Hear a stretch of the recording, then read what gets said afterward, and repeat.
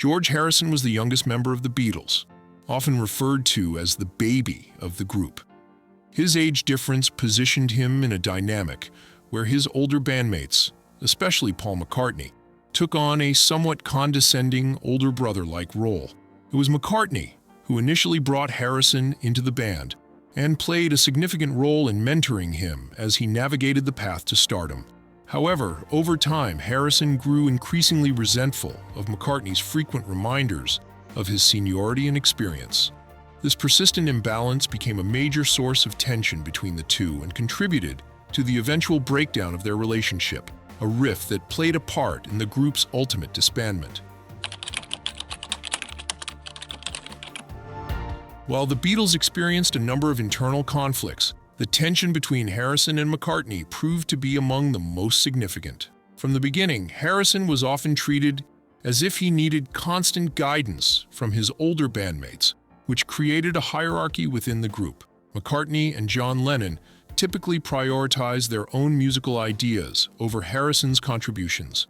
Although several factors may have influenced this pattern, Harrison believed a major reason for it stemmed from how McCartney and Lennon perceived him, perceptions that dated back to the group's earliest days.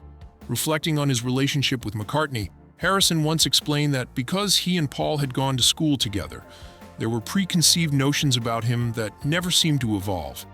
He felt that people sometimes refused to accept that others grow or change, clinging instead to a fixed image from the past.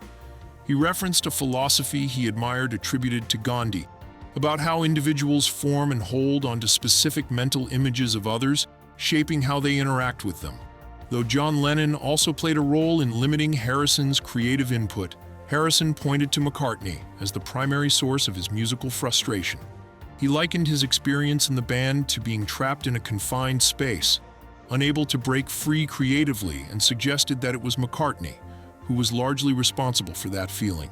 Despite this, he noted that when working with other bands or musicians outside the Beatles, he generally had a much more enjoyable and collaborative experience. As time went on, the strain between Harrison and McCartney became increasingly apparent. Harrison eventually left the group temporarily, a move that foreshadowed deeper fractures within the band. Not long afterward, McCartney made the decision to officially end the Beatles. While many theories exist about what caused the group to fall apart, the deteriorating relationship between McCartney and Harrison is widely acknowledged as one of the critical factors that pushed the band toward its final collapse.